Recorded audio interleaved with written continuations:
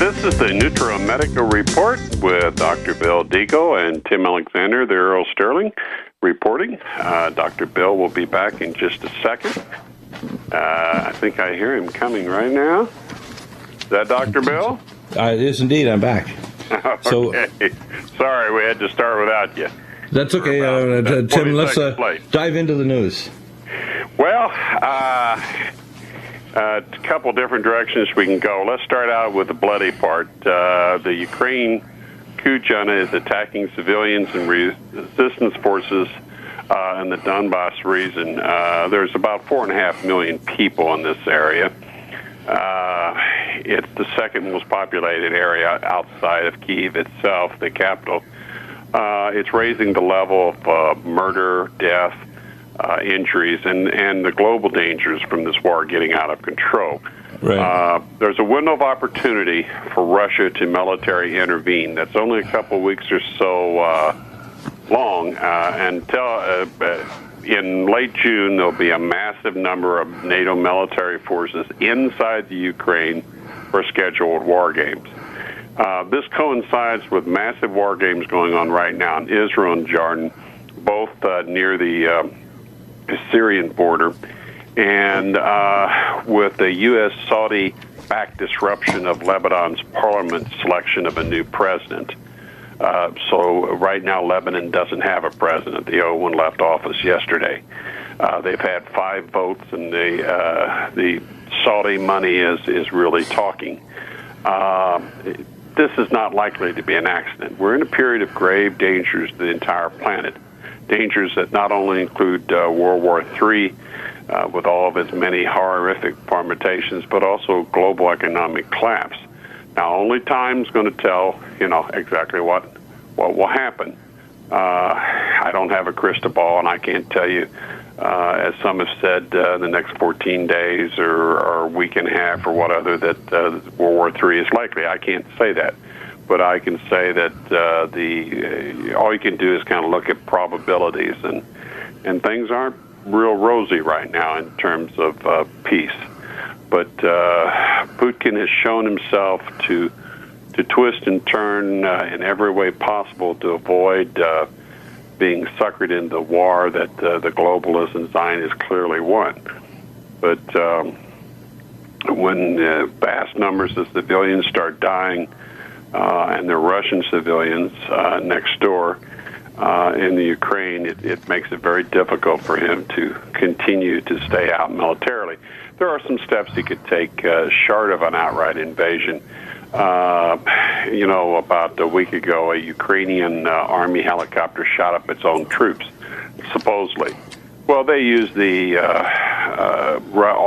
the Ukrainian armament is originally built in Russia. The Hind 24D is the primary assault helicopter, and Russia has hundreds of them. All they have to do is paint on an insignia of the new breakaway regime and send a few dozen in. And for that matter, I'm sure there are pilots even in the eastern Ukraine who are Russian. And they can do the same thing with fighters. They can up the ante very quickly if they want to. Or they may simply be letting the coup junta fascist take things to the edge and then look like the good guys in Russia. And who knows? All of this is so absolutely unnecessary. The United States spent $5 billion of the taxpayers' money in a time of Great Depression to stir this up. Yeah, it's pretty bad. They had 100 people killed, by the way, in Donetsk, and many of them were wounded fighters who were being evacuated. And it is you don't shoot ambulances and the wounded. It's a war crime, and it's a violation of multiple international conventions on arms. Right. The city itself, the people are bracing for a massive attack. They're stripping the shelves bare. Now, keep in mind, this is a major European city with, I forget the exact number, a couple million people. The region itself, like I said, has over 4 million people. And this is apt to be the biggest war event since the end of the Second World War in Europe. Wow. Yeah, and it's crazy. It's happening right now. In other words, basically, get right with Jesus no matter what happens, so that if all of a sudden you're called home because things start to happen, you realize, and be prepped and ready, because I really don't think we're far away from things happening. I see the peace treaty being signed. I hope you're wrong, but hope I'm wrong. Well, we don't know. We don't know the dates, but we can tell you the signs are really not good. I have on my blog Europe. If you want to find it, just Google search "Large Sterling Europe." There are a number of the people in Donbass region are posting signs, some in English, and these are teenagers or young kids, and they're saying, "Save the Donbass people, save the people in the Ukraine," and it's quite telling. There's one little girl, "My mommy was not a terrorist." This whole concept of using the term terrorism, and by the way, the new Jewish oligarch that was elected, and I put parentheses around that word, president of the Ukraine. Selected. Yeah, he was selected. He certainly, a lot of the people in the East didn't vote, and they had an elected president that was democratically elected that was overthrown by NATO and the globalists and the Zionists. But anyway, the new president has said that he will continue to fight until not a single terrorist remains. Now, what? Yeah, that's the new president of the Ukraine. Oh, no. Yeah, now, this whole, they're even using the Zionist terrorist branding of the enemies, and it was Bibi Netanyahu's, BB666 Netanyahu, as they call him, who popularized this branding of Zionist enemies as terrorist.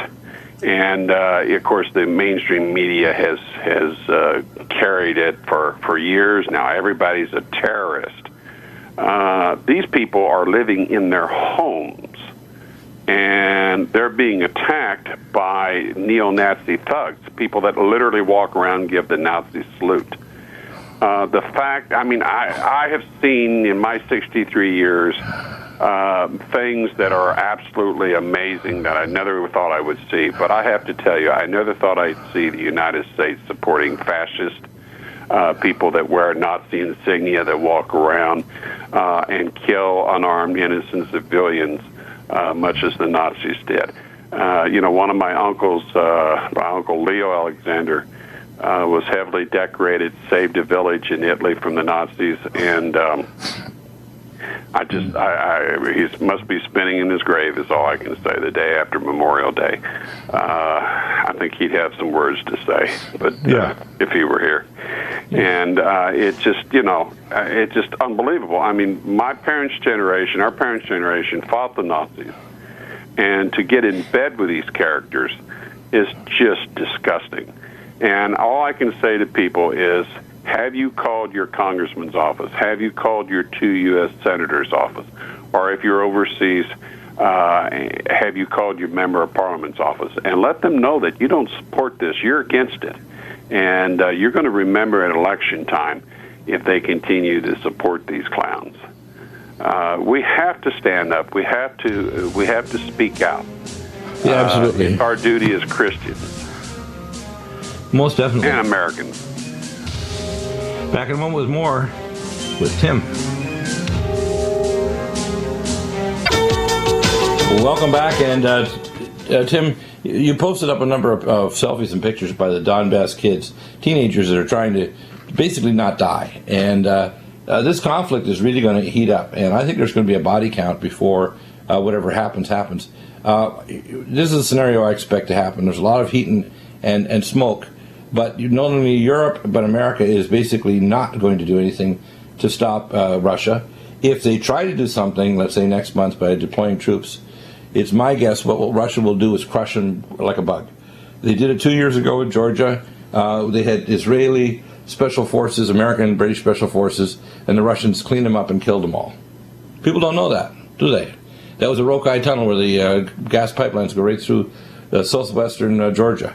Yeah, and there was nothing to stop the Russians from taking over Georgia. There was no military force there. We had a Aegis-class destroyer offshore, but that could have been sunk in a matter of moments because... Yeah, and all of our Navy is completely vulnerable. In fact, recently I've been in communication with some naval experts, and they've written a number of papers here in San Diego that the idea of aircraft carriers in the early 21st century is stupid. They're sitting ducks. Yeah, back when I was a consultant in the aerospace industry, I looked at that and I said I was with a firm that had invented a stealth, all-composite BTO aircraft in various sizes. And I said, what we need to be looking at is destroyer-sized mini carriers that we could put 40 or so of these on because they folded up and fit in a very small area, and lots of them, because a $2 billion or $3 billion supercarrier is too big of a target. We have too few of them. I remember going to the Outer Banks with my wife and mother-in-law one summer, and as we went high up on the bridge, we were at Norfolk, the U.S. Naval Base nearby, and I looked down and I saw 4 supercarriers all tied up within a few feet of one another, and I said, "Oh my God, we didn't learn anything from Pearl Harbor." No, no, not a thing. No, and supercarriers are great for taking on third world countries, but if you're taking on a first world country, particularly if you're taking on a first world country in an area where their land-based missiles can reach you, and if you're looking at the Icelander or the Alexander missile, which is the fastest missile out there in roughly level flight, it's or near ballistic flight, it's Mach 8, something like that. I mean, it's so fast, we don't have anything to take it down. Yeah. And even without a nuclear warhead. And that's why if there's military experts or politicians listening to this program, they're going to get an IQ leg up, because we're actually analyzing it with actual documents, contacting military, real-world questions that they need to damn well ask. Because if they deploy our Navy and our troops there to put down a Russian invasion when there's so-called Kiev, and again, Russia's in total shock. Russia's in total shock that this mob boss in Ukraine has been elected or selected as president. Well, supposedly he's the chocolate king. That's worth billions of dollars. Now, if you buy that, I've got a bridge in Brooklyn. I can make you a deal on it. Yeah, right. All of these so-called oligarchs were originally communists that got loans from the central banks in Russia to take over these industries that were privatized. And almost all of them are Zionists, and in many cases deeply connected to the Rothschild Empire. That's because all of the banks in Ukraine and Russia are all Sabbatean Jewish banks that are owned by Sabbatean Satanists. Period. And the only the ones like Khodorkovsky, the only Khodorkovsky who really ticked off Putin. It's only the ones that tick off Putin that won't support the Russian, if you want to call it, inner party, like Putin, and they're going to end up getting in trouble. But basically, and the thing is, they love to get the goy to fight the goy, the Gentile to fight the Gentile. But World War III is a bridge too far, a war too far, and 21st century warfare is not survivable.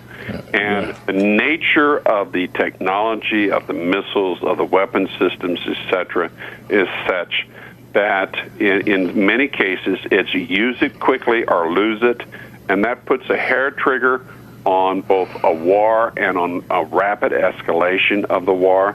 And it as I've said many times, you can only make sense of this if you view it as on the spiritual level, as a spiritual war between Lucifer and God. If you don't want to view it from that perspective, then ultimately when you look at it from all kind of different directions, all you can say is, this is nuts. Why would anybody do this? But the interesting thing, these kids these teenagers in the eastern Ukraine posting pictures of themselves with signs, save Donbass people, save us, we don't want war. I've got a picture here of roughly, 10 or so teenage girls. And, they're average teenage girls. Some are kind of cute, but what other? I mean, they're just people. And you look at it and say, oh, my God. And the thing about this is one of these things that the X factor of war, people haven't computed, but it's beginning to show up now. The Internet is allowing these people to say, hey, we're human beings. This is what I look like. This is what my friends look like. We look like you guys. You're about to wage a massive war in the middle of our city. You're killing us. You're killing us. Why? And why are you doing it, America? How's it to your benefit? And the Americans say, well, we don't want any more war. What the hell's going on here? We heard about the latest announcements. To the Americans anymore. They only listen to the bankers and to the Israelis. Joe Biden's son being appointed to the largest oil fracking company in Ukraine. Well, also our Secretary of State's stepson was also appointed to that. Right, you're talking about John Kerry, yeah. John Kerry's stepson was also appointed along with. They're so arrogant anymore. They don't care. It's in your face. In other words, they don't even care to make a plausible lie in your face to actually make it even look somewhat believable. And when they do lie, the fact that half the people figure it's a lie, they don't care. Right. Yeah, they it's don't amazing. care. And that's a bad sign from multiple ways, but it's a sign that the demonic infestation is reaching terminal as they stage. say, it means basically it's like when you see a wound pointing, like an abscess in the abdomen. The wound is pointing, it's about to burst, and you're going to have pus on all the walls of the operating room. Yeah. In other words, this is reaching the maximum of degradation where all hell could... And I think that there's going to be a peace agreement of some kind that's going to hold the walls back for a period of time. It but may inevitably, well be there. But inevitably, and I think that peace agreement is going to happen by the summer or fall. I don't see, unless there's some kind of intervention on a man-made level by demonic powers to hold us back, literally permitted by God, to give a period of false peace. I don't see that it's going to stop unless there's something very catastrophic going to happen this year. I really don't see it. I can't see in the formula of all these things converging, there's not going to be a lot of bloodshed. I can't. Back in a moment.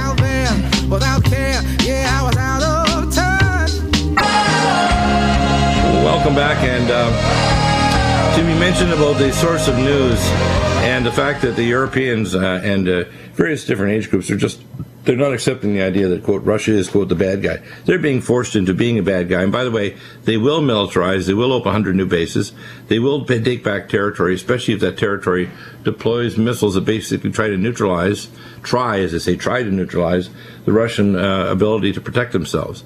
And what I see happening is the West is insane. It's driven by a Sabbatean Satanists and the banksters, and they want, and the first state you mentioned was that Israel will be the first nation in the world that will move completely to a cashless society. That means everything's electronic divots with biometric authentication. It's going to get ugly. It's a three-phase plan, and initially they will be allowed to use currency for small purchases, like you go and buy a McDonald's burger or something. Or a falafel in Israel. Yeah, but the determination is that Israel will be the first cashless society on earth. Oh my! And you see, this gets right back to the mark of the beast. This is the beta test for the. Well, I think here's a chain of logic. Internet produces Snowden. Snowden produces backlash from an establishment that doesn't like people to find out the truth. Therefore, mark of the beast becomes essential to continued control. In other words, and also, the new proposals from the Obama administration, they want like a driver's license for the internet. So a biometric driver's license. So they want to have digital fingerprints and a retinal or iris scan. The net right now. If you go buy a laptop and you don't put anything on that laptop that goes back to you, and you go out and look for Wi-Fi spots, you go out for free access points, you can send communications with one of hundreds of free email services. You can surf the net and read anything you want, and they don't know who you are. Right. And they don't like and here's what's also happening. Have you ever heard of what's called the deep black internet? 98% of communications worldwide are not on the regular internet. They're on the deep black. And there's a third internet called the supernet that is basically for all the way from Stanford University in the West Coast all the way through to Champaign, Illinois, all the way through to Harvard and Yale universities on the East Coast. And they're transmitting it 100,000 times faster. Very fast. There's a fourth internet, which basically is called the WorldNet. That one is totally black op NSA. It's using encrypted strings transmitted in fiber optic cables on these unidirectional maglev vacuumed out high-speed rail tunnels underground. And the entire planet is crisscrossed with them all over the place. People, if they knew what's really going on in the world, of not just trillions but quadrillions of dollars spent on weird projects, underground cities and all kinds of other things, off-world space projects and weapons platforms, they'd freak out. It will not save the demonic. No. It's not going to. It says in the Bible. It says in the book of Revelation, and they shall scheme. They shall hide themselves in the rocks and the deep places of the earth, and yet they will from the face of the Holy One of Israel, from the face of Jesus, and it shall not do them any good. You can't hide yourself from God. There's no way you can hide yourself from God. Well, there's no end to the stupidity and the willful ignorance of those. And just plain evil. I mean, they figure, well, if I have all this money, I must be authorized by the creator of the universe to be the ruler. Yeah, right. I have the right of kings because I have X number of $1 billion, or I belong to the inner circle. Yeah. Well, there's a lot of that. They think they're above the rest of the human race. And, unfortunately, they're just minions. It's like, as I said, we need to cover what's happened in the last couple of days in Europe. Let's do that. Let's get into that. European Union Parliament. Yeah, in fact, the EU Parliament thing is really got their butts kicked. Yeah, let's get into that, because this is a very, very telling for what's going to happen in Germany in terms of its support for the ongoing need of policies. Let's look at the United Kingdom first, because that's the one. The UKIP, the United Kingdom Independent Party, has absolutely came from having a handful of seats to really trouncing the Conservatives, who are called Tories, Labour, and the Lib Dems have just been, they're a doormat anymore. They won not only a very large number of EU member or European Parliament seats, but across the United Kingdom, they won city council seats and county council seats all over. Well, this is the lead-in to the general election next year. Now, what else is going to happen? And the reason for all this is across the board in Europe, people are fed up. They're fed up with the lies. They see the conservatives and the liberals are flip sides of the same coins. In country after country, they elect this group or that group, and nothing changes. The super elite always come out on top, and they get more austerity, fascism, more debt, and they're in a global depression, and that depression is very real for them, just as it's very real for us here, and they read the same things we read, and they know that there is a grave danger of a total global economic collapse very soon. See, if you look at their balance sheet, they might have $400 billion, or if they're like the Rothschilds, $335 trillion in the bank account. Some say half. But on the other side, of the balance sheet, they might have $4 quadrillion of debt. So if you only look at part of their balance sheet, it looks like they're trillionaires. But if you actually look at the debt that they're carrying because of the control they've done and how they've screwed the economy, they're actually in so much debt in the entire GDP of the planet, hundreds of times, couldn't pay it off. So the global banksters have created debt so massive now, they can never pay it off. Well, I always try to compare it to a pie, and they want the whole pie, bigger slice and bigger slice. Well, they don't want this pie. They want the pie for the next 500 years. It doesn't matter how much you get because it's still poison. it's still rotted, full of mold and horrible bacteria and viruses. And that's what they've done to the global economy. They've ruined it. And their new coming world war, will so poison the planet, only God will be able to save it. Exactly. Now, in fact, they don't want just this pie of this year, 2014. They want the pie for the next 1,000 years. Yeah, well, that's not going to happen. But well, in the United Kingdom, let me continue where I was going with this a minute ago. In the United Kingdom, the United Kingdom Independent Party has a very good chance of winning the prime minister's seat. Now, a lot of people say, "Oh, Alexander, you don't know what you're talking about." Well, there's a little thing that's going to happen later this year that's really going to influence the election next year, and that is from all, and I am a peer of Scotland, Scottish Earl, and I do keep in contact. It looks like Scotland is going to vote in the fall for total independence. There will be no United Kingdom after Scotland leaves. It will leave England and Northern Ireland and maybe Wales, but Wales will probably want after that to break away too. Now, when Scotland is in the middle of negotiating its final breakaway, and that could get very nasty, and they could just end up and say goodbye.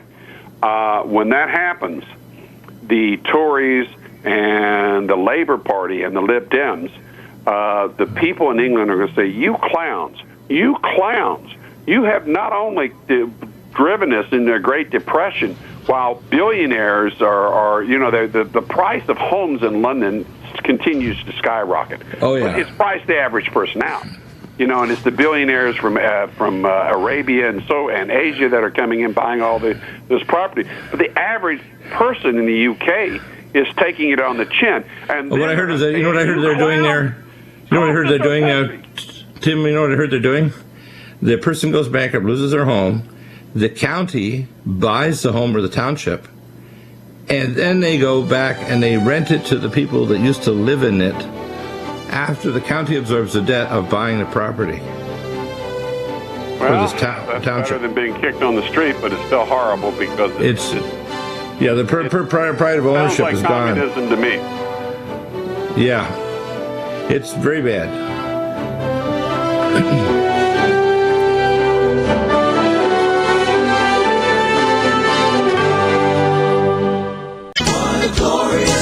Welcome back, and Tim, what's the date that Scotland votes to leave the British Commonwealth? The British. Yeah, I want to do that. It's autumn. I think it's autumn. November, but right. So it's around the election time here. The consequences, you basically mentioned when we're on break, that this hasn't been this case since 1600, and it's been the British city of London that's been the center point for the Rothschild bankers to control the whole world, with the bully being Britain first and now America, the twin, as it says in the Bible, the twin lions of the British Isles, and the forces of Ephraim, which are the peoples of the Ephraimic tribes of Joseph, that were cast off by the Medo-Persians to North Europe. And people know this. I mean, there's under King James the Sixth of Scotland, who was James the First of England. He united the two crowns in a personal union, but he moved south to London, and a fellow by the name of Sir William Alexander moved with him. He had been one of his teachers when he was a kid, and Sir William became first Viscount of Stirling, and then later Earl Stirling and Viscount of Canada. And from the 1620s forward, England and Scotland have been united. It Not was anymore. In the 1700s when they passed the Treaty of Union, but they have one king. We only have one segment here, and that is an earth-shattering change. What's going to happen this year? What's going to happen? What's your analysis? I believe they will break away. I think the English will try to fight dirty. As I said on the break, if they do, if you really know Scots constitutional law, the ancient Scottish Parliament, which was called the Three Estates, they only went into adjournment with the Treaty of Union. And that they can be brought back because the Three Estates were the representatives of the shires, that is the county, the representatives of the burghs, that is the city, and the peerage. So the existing parliament is the representatives of the cities and the counties. All they have to do is bring us peers back in, and they can reconstitute literally overnight the fully sovereign parliament. And if England tries anything funny, they will. But even if England doesn't try anything funny, the point is the people are so disgusted all across Europe with the direction that their political classes are taking them. They're rebelling. But in the case of the United Kingdom, this fall you've got the separation, which is almost certain to take place. They've agreed if they do vote to succeed, that they'll probably take several months to negotiate everything, but that could change. Now, how will that affect world politics? You'll have the elections, and I think the UK Independent Party will apt to furnish the Prime Minister, and there will be a sea change. Of course, the powers that be may do everything in their power not to do that. Now, here's the thing: since the 1600s, there have been, in effect, one country with England and Scotland. But that country, the city of London, as they call it, and they're not referring to the actual city. It's an area within the city. It's near Parliament, and it's where the banks are. And the Rothschilds are the leader of the city of London. And they built up the British to be this great empire. The Spanish had an empire, the Portuguese and others had empires, the Dutch. But the British Empire, they got the money, and they served for a few hundred years as the bully boys, the enforcement arm of the Rothschild Empire. And that ended after the Second World War, because after the two world wars that they organized in Europe, Britain was just drained. There was the manpower, a lot of it had been killed off, and they were just broken. So the new enforcement arm is the United States, and that's the new golem, the new undead beast managed by the trans-dimensional wizards of Sabbatean Satanism through the bankers. As I say, Jesus said, the love of money is the beginning of all evil. Well, the love of money exists in the city square of London, England. Yeah, well, the money is their god, or Satan is their god. Yeah. And that's a pretty lousy God, if you ask me. My God, our God, is the real God, and he's pretty wonderful. Nobody can hold a candle to him, but these clowns. But anyway, so we're now the enforcement arm. We have military bases in over 70 countries.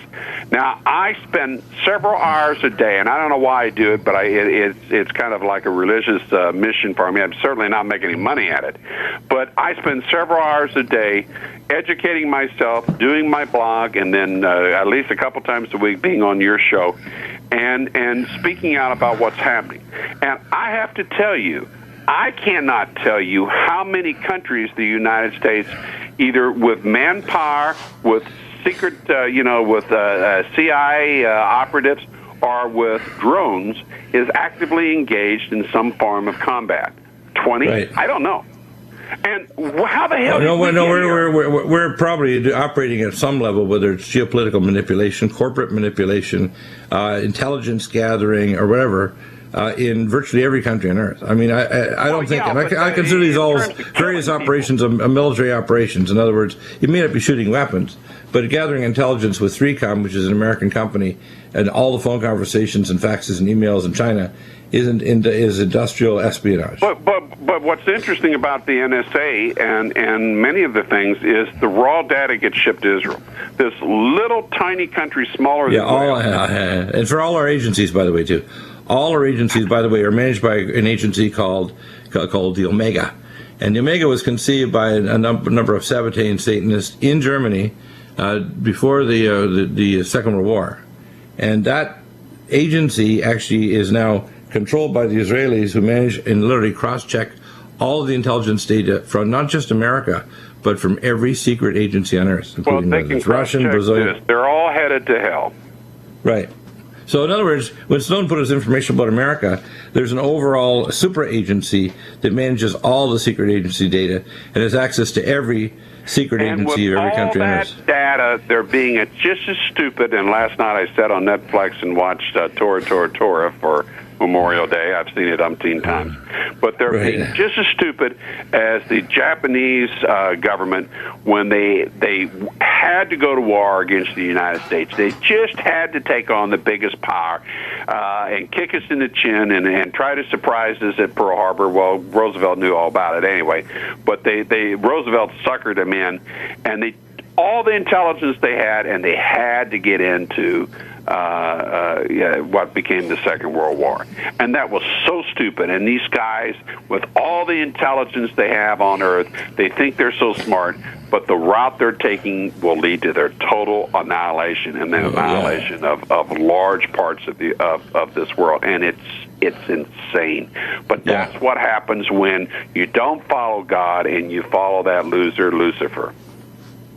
Yeah.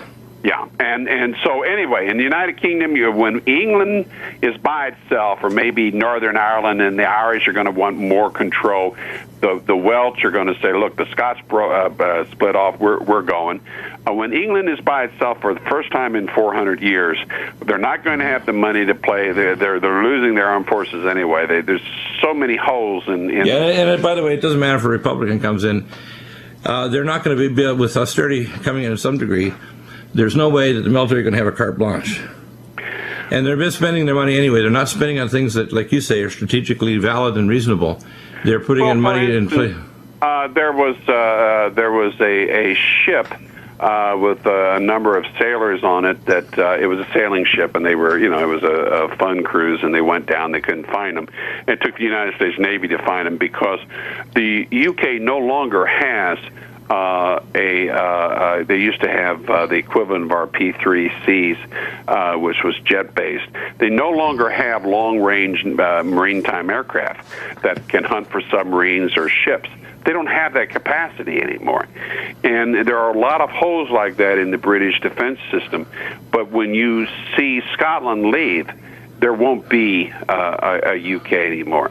Yeah. And the Queen will stay as Queen of Scotland, although there's some debate whether they should keep her. I suspect they will, but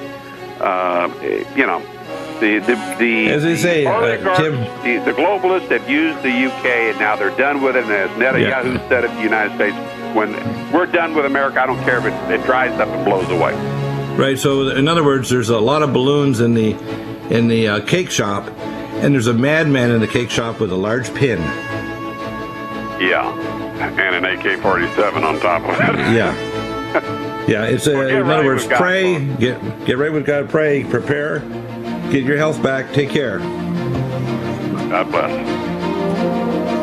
Back tomorrow, Harley Schlanger from the Rouge Foundation. Major news items we're going to discuss.